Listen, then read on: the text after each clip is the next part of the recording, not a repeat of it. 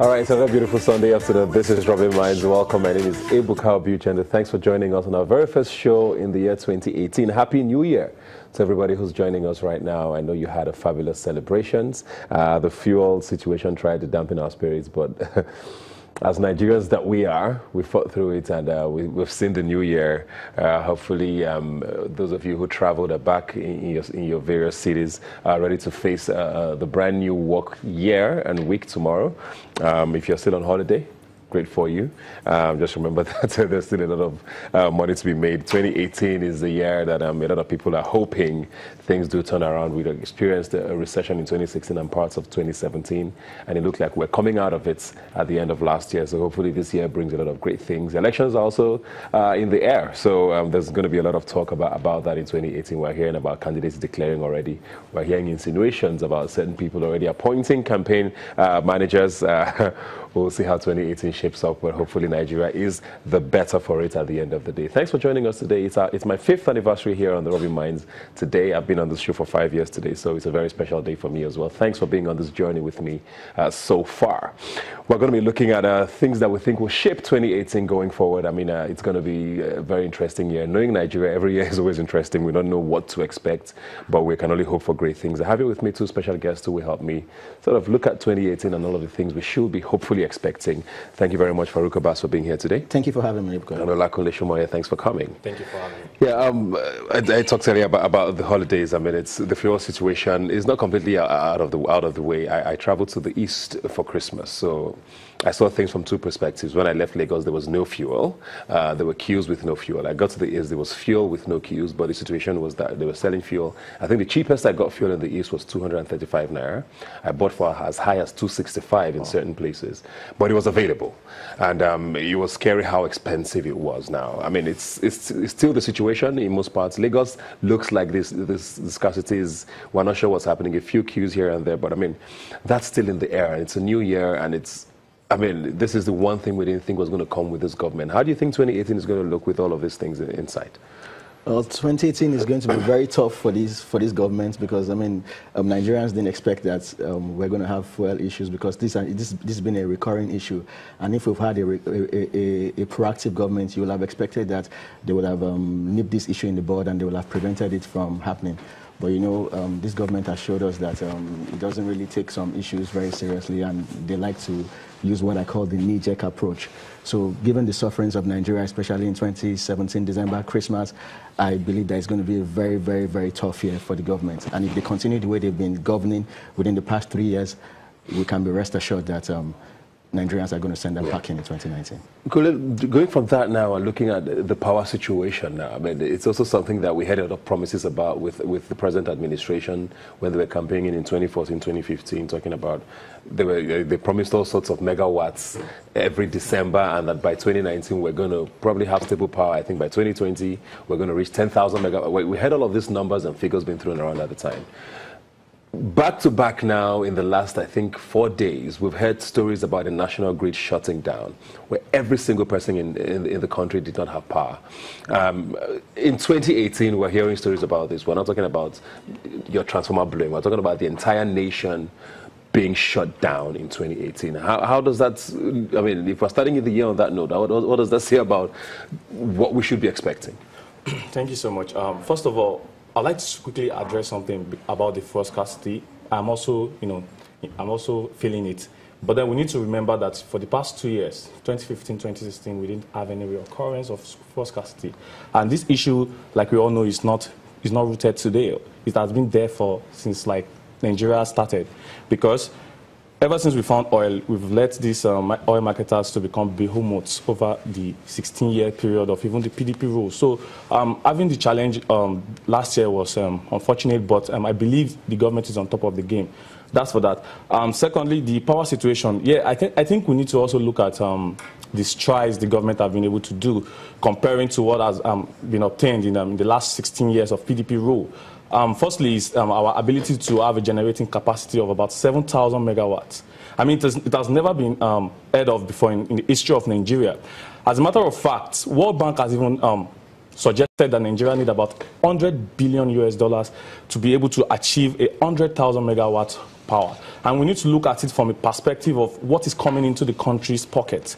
Last year's budget, which is also one of the biggest budgets in the history of Nigeria, is just about $25 billion. So you can just have this holistic view on what you are earning as a government and what you are going to be spending on infrastructures. So even if you look at the budget size of this country, over time, the percentage that has been allocated for capital investment, which we are talking about power, rail, road, and what have you, the percentage has been abysmally low.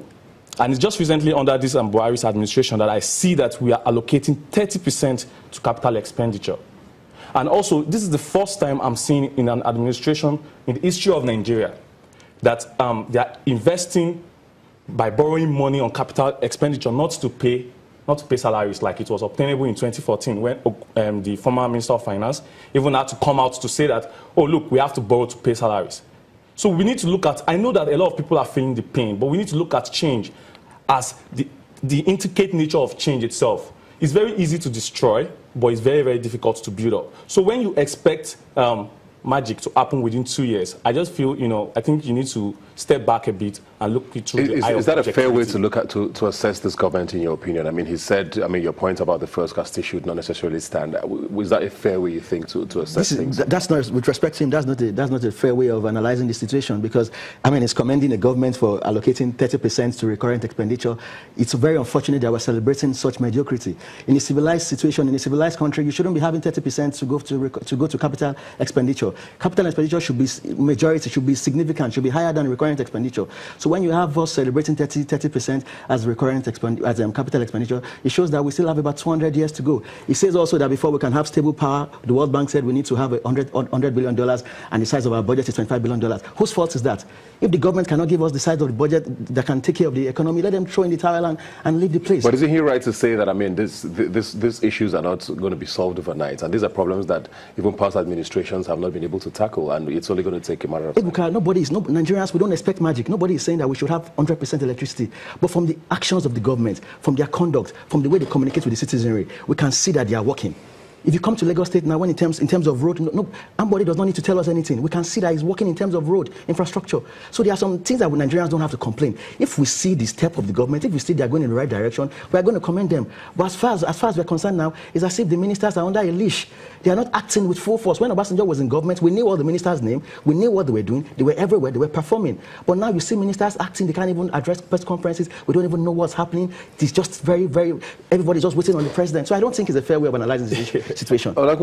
He has a fair point there. The one thing that his administration has been criticized for the most is the silence, which is usually deafening in almost every ramification. Things go on for weeks before you hear anyone say anything to the people saying, okay, this is why this is happening. We're currently witnessing the issue with the Benue killings. There's the insecurity in the country right now is almost scary. It's beyond scary. And what we get once in a while is a tweet or two from the president, and that's it. And it almost looks like, why don't we seem to have a proactive administration, seeing as that was one of the biggest reasons they criticized the last administration for not being proactive?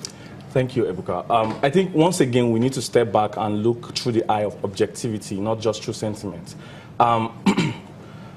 If you look at this administration and their responses, we forget so soon how Boko Haram had even taken a territory as big as a city. That's a whole other conversation. Yeah, but then I'm saying now we are having the communication.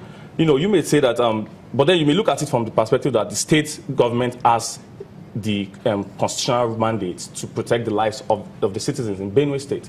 And I can recall that the governor had even passed an anti-grazing bill act, which is now an act. And if you look at it also, the functions of government, are always spelled out, even in the Constitution. So yes, if we want, for the sake of cosmetic, reasons to show for them to show face, it's fine. I also would prefer the president to say something. But then if you also look at what has been going on to nip these criminal activities in the bud, you would also, I don't know if my brother here has read that about 7 or 8 people who were alleged to have murdered these innocent citizens have been arrested, and there's ongoing investigation. It's very easy for me. I just see that it's very easy to criticize, to be honest. But if you go in and you see how it works, he was talking about how he doesn't care. The government should have had enough money. But then he also forgot to look at it holistically, that Nigeria had been a country that has been, working on just one income.